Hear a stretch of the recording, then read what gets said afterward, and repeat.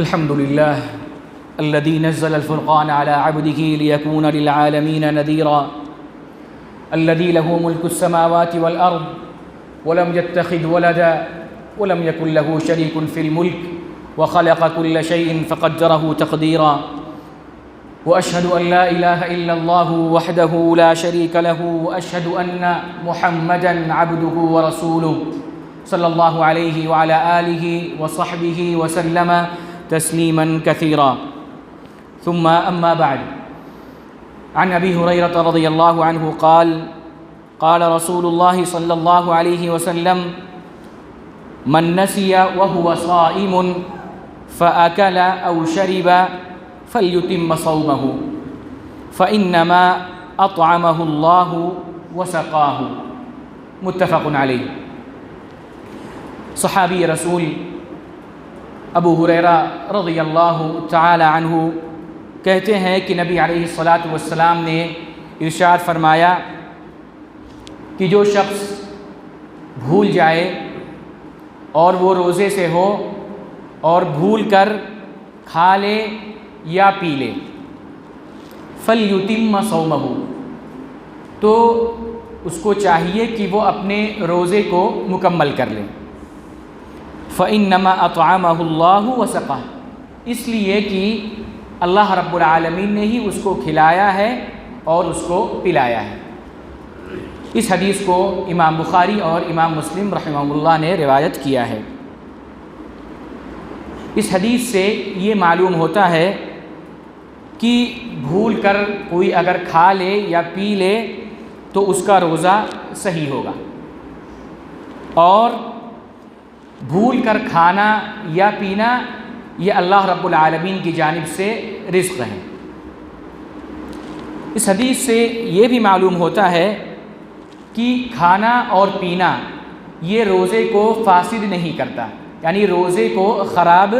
نہیں کرتا، روزے کو باطل نہیں کرتا ہے، اس لیے کہ کھانا اور پینا یہ کتاب اللہ اور سنت رسول سے منع ہے، یعنی حالت صیام میں روزے کی حالت میں کھانا اور پینا منع ہے، جیسا کہ اللہ نے فرمایا کلوا واشربوا حتى يتبين لكم الخيط الابيض من الخيط الاسود من الفجر ثم اتموا الصيام الى الليل، کہ تم اس وقت تک کھاؤ اور پیو یہاں تک کہ سفید دھاگا رات کالے دھاگے سے الگ ہو جائے، یعنی کہ کب تک تم کو کھانا ہے کہ جب تک صبح صادق نہ ہو جائے۔ ثم اتموا الصيام الى الليل، پھر روزہ رکھنا ہے رات تک، یعنی کہ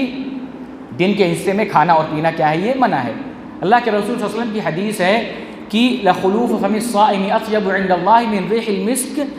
یترک طعامہ وشرابہ من اجلہ، کہ روزے دار کھانے اور پینے کو صرف اللہ رب العالمین کے لیے چھوڑے ہوتا ہے۔ تو اس کا مطلب یہ ہوا کہ کھانا اور پینا یہ روزے دار کو حالت صوم میں نہیں کرنا چاہیے۔ اسی طریقے سے کھانے اور پینے کے ساتھ کوئی بھی ایسی چیز جو انسان کو غذا پہنچاتی ہو، اس کو تقویت پہنچاتی ہے، وہ بھی کیا ہے، روزے کو باطل کر دیتی ہے، خراب کر دیتی ہے۔ مثلا کوئی شخص کھائے اور پینا لیکن قوت کا، طاقت کا، غذا کا انجیکشن لگا لے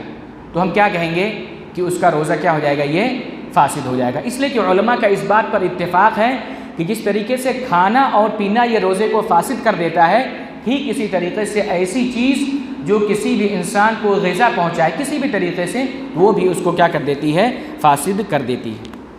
اس حدیث سے یہ بھی معلوم ہوتا ہے کہ کھانا اور پینا اگر بھول کر کوئی کھاتا ہے اور پیتا ہے تو روزے کے صحیح ہونے پر کوئی اثر نہیں پڑتا، یعنی اگر بھول کر کوئی کھا لے پی لے تو روزے پر اس پر کوئی اثر نہیں پڑتا اور کوئی حرج نہیں ہے، بلکہ یہ اللہ رب العالمین کی طرف سے یہ رزق ہے کہ اللہ نے اس کو کھلایا اور پلایا۔ بعض علماء یہ کہتے ہیں کہ آدمی حالت صوم میں ہے، روزے کی حالت میں ہے، وہ کھا لیا ہے اور پی لیا ہے، تو اس کا مطلب کہ روزہ کیا ہو گیا، ختم ہو گیا، اس لیے کہ روزے کی حقیقت کیا ہے کہ کھانے اور پینے سے آدمی رکے رہے، لیکن اس نے کھایا اور پیا تو اس کا مطلب کہ روزہ کیا ہو گیا، وہ ختم ہو گیا، فاسد ہو گیا، باطل ہو گیا۔ امام مالک رحمہ اللہ کہتے ہیں کہ اس کا روزہ ختم ہو گیا، لیکن اس حدیث سے مراد یہ ہے کہ اس پر گناہ نہیں ہے، لیکن اس کو کیا کرنا ہوگا،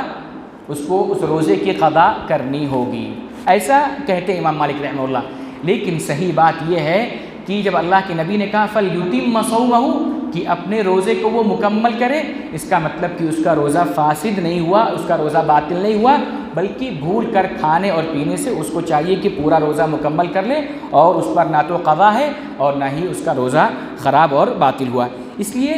کہ یہ چیز کیا ہے، بھولنا، اللہ رب العالمین نے اس کا مواخذہ نہیں کیا،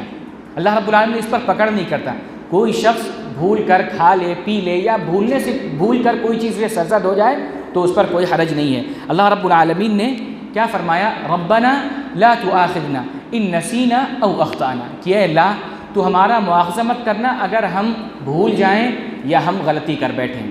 تو یعنی اللہ رب العالمین نے کیا کہا، قال اللہ قد فعلت، ہاں میں نے ایسا کر دیا، یعنی جب ہم نے دعا کیا، بندے نے دعا کی اے اللہ تو ہم بھول جائیں یا ہم سے غلطی ہو جائے تو اللہ تو مواخذہ نہیں کرنا، تو اللہ نے کہا کہ ہاں میں نے ایسا ہی کیا۔ تو اس کا مطلب یہ ہوا کہ بھولنے سے یا غلطی کرنے سے چیز کیا ہوتی ہے، مواخذے میں نہیں آتی، اللہ رب العالمین اس کی پکڑ نہیں کرتا، اور شریعت کی جانب سے یہ کیا ہوتی ہے، معافی ہوتی ہے۔ اسی طریقے سے ہر وہ چیز جو روزے کو توڑنے والی ہے اگر بھول کر ہو جائے تو روزہ صحیح ہوگا،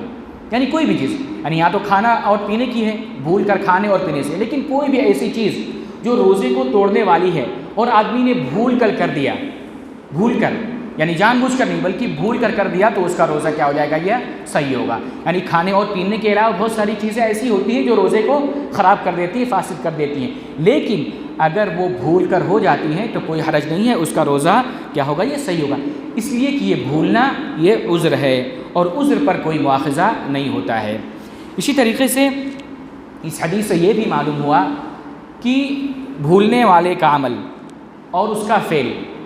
شریعت کی طرف منسوب نہیں ہوتا، یعنی کوئی اگر بھول کر کوئی کام کر رہا ہے تو شرعاً اس کا حکم یہ ہے کہ وہ اس کی طرف منسوب نہیں ہوا، گویا کہ اس نے کیا ہی نہیں، گویا کہ اس نے کیا ہی نہیں، اور اس پر اس کی گرفت بھی نہیں ہوگی اور اس کا مواخذہ بھی نہیں ہوگا۔ یہ روزے کے علاوہ کوئی بھی چیز ہے، عام چیز، یعنی کوئی اگر بھول کر کوئی چیز کر لیتا ہے تو شرعاً اس کا کوئی مواخذہ نہیں ہوگا۔ اسی طریقے سے بھولنے والے کے حکم میں وہ شخص بھی شامل ہے جو یعنی کہ جو مجبور ہو جائے، کسی کو زبردستی روزہ افطار کرا دیا گیا، زبردستی کھلا دیا گیا، تو یہ بھی اسی حکم میں شامل ہوگا۔ یا ایسا شخص جس کو علم نہیں تھا، جہل تھا، یعنی جاہل تھا، اس کو علم نہیں تھا، اس نے ایسا کر دیا،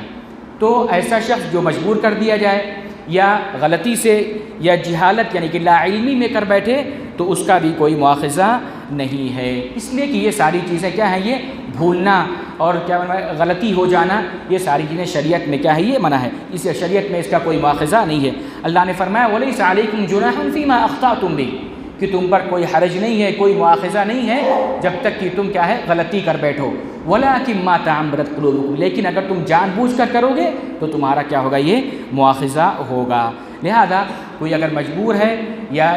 جہالت ہے، لا علمی ہے، اس کو نہیں پتہ مسئلہ، اور اگر وہ کر بیٹھے تو اس پر کوئی مواخذہ نہیں ہے۔ اس حدیث سے یہ بھی معلوم پڑتا ہے کہ اللہ رب العالمین کی رحمت، اس کا فضل بہت وسیع ہے، اور ہمارا دین، ہماری شریعت کیا ہے، یہ بہت آسان ہے،